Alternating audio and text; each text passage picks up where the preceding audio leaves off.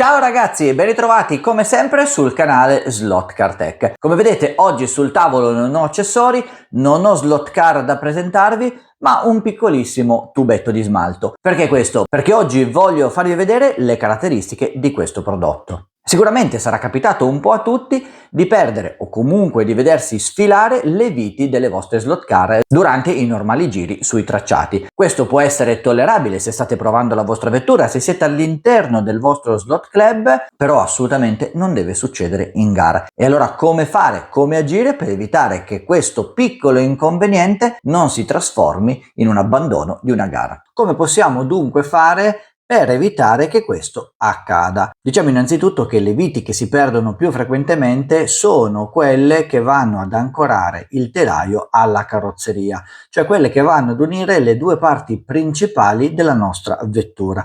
Qui abbiamo due tipologie di aggancio. Abbiamo, come in questo caso su questa vettura NSR, le viti in materiale metallico che vanno ad essere infilate sulle colonnette della vettura che sono in plastica, quindi abbiamo un attacco metallo su plastica.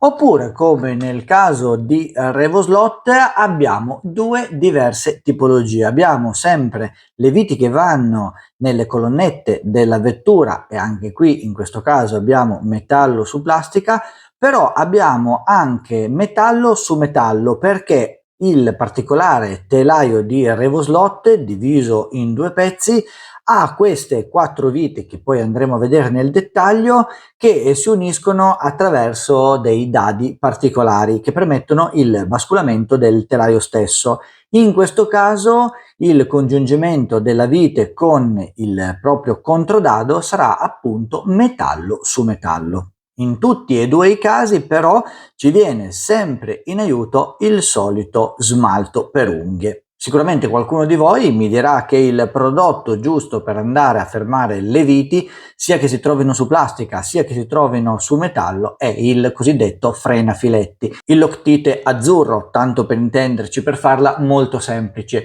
Sì, è vero, avete ragione, esiste un prodotto specifico, però va anche detto che questo prodotto ha diverse gradazioni, sia in termini di durata che di reversibilità, cioè mi dà la possibilità di andare a rismontare o risvitare la vite che ho appena serrato. In quel caso, se voi andate a sbagliare la consistenza del Loctite o il grado di durezza del serraggio della Loctite, ecco che qui potrebbe capitare il patatrack, perché nel caso dei serraggi sulla plastica, quindi vite di metallo su materiale più debole, come nel caso delle colonnette delle vetture, potrebbe capitare di non riuscire più a svitare le viti e quindi non poter più smontare la propria vettura, oppure addirittura nei casi più tragici andare anche a spezzare le colonnette della macchina e quindi a rendere poi inutilizzabile la vettura stessa. In questo caso lo smalto per unghie va ad aiutarci perché ha quella gradazione giusta che ci permette di andare sempre a ritornare sui propri passi nel caso in cui ne avessimo la necessità. Chiaramente va usato nel modo giusto e assolutamente non bisogna abusarne. Partiamo proprio dal caso metallo su plastica. Come vedete la Clio NSR ha solo esclusivamente le colonnette nella parte anteriore della vettura perché il telaio nella sua parte posteriore va ad infilarsi in questo foro che abbiamo sulla carrozzeria stessa. Le colonnette della Clio NSR sono colonnette abbastanza resistenti, per cui non abbiamo grosse problematiche nell'andare a eventualmente spezzare la colonnetta, però potrebbe sempre capitare che utilizzando appunto una Loctite un po' troppo aggressiva, nel tentativo poi di svitare la nostra vite, questa potrebbe rompersi. In questo caso io non ho mai avuto nessun tipo di problematica con l'utilizzo dello smalto. Chiaramente non vado a mettere lo smalto direttamente all'interno della colonnetta perché rischierei di andare innanzitutto a rovinare il filetto della colonnetta stessa e poi anche eventualmente a riempire troppo la colonnetta. In questo modo, quando vado ad avvitare la vite, rischierei di andare a spingere lo smalto, che comunque ha una sua consistenza e quindi se premuto diventa praticamente solido, come se fosse un qualche oggetto che vado ad inserire all'interno della colonnetta stessa, rischierei comunque appunto di andare a rompere la colonnetta di supporto e quindi vado semplicemente a mettere lo smalto sulle mie viti. In questo modo vado giusto a metterne un goccio e poi andrò ad inserire il telaio nella sua posizione e poi a inserire la vite all'interno del suo foro. Fatto questo, andrò ad avvitare la vite come se non ci fosse lo smalto, quindi andrò a dargli il gioco che avevo deciso di dare all'inizio.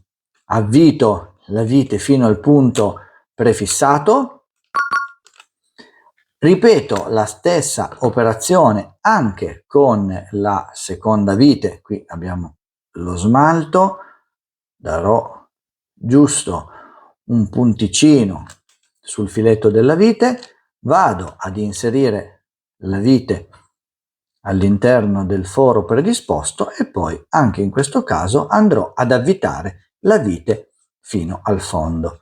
Io qui, avendo utilizzato due viti imperdibili che hanno un po' del loro gambo privo di filetto, andrò ad avvitarle fino al termine del loro filetto in modo tale da lasciare poi il giusto basculamento nella parte anteriore. Fatta questa operazione sono praticamente sicuro che le viti non andranno perse, ma nello stesso tempo, se vorrò poi andarle a togliere, posso tranquillamente svitarle senza nessun tipo di problema. Beh, mi direte voi, ci sarà del residuo internamente. Sì, è vero, quel poco di residuo che rimane all'interno, una volta che si va a seccare, parte di questo residuo verrà eliminato direttamente svitando la vite, quindi mi basterà semplicemente pulire la vite. Il restante residuo che ci sarà all'interno della colonnetta va comunque a rinforzare la colonnetta stessa e in questo caso anche il filetto della colonnetta stessa. Fatta la Clio DNSR, occupiamoci adesso invece di quello che potrebbe accadere sulla vettura di RevoSlot. Smonto dapprima il telaio dalla carrozzeria in modo da farvi anche vedere dove andremo a mettere il nostro smalto. Ed eccoci qui con il telaio e la carrozzeria smontati.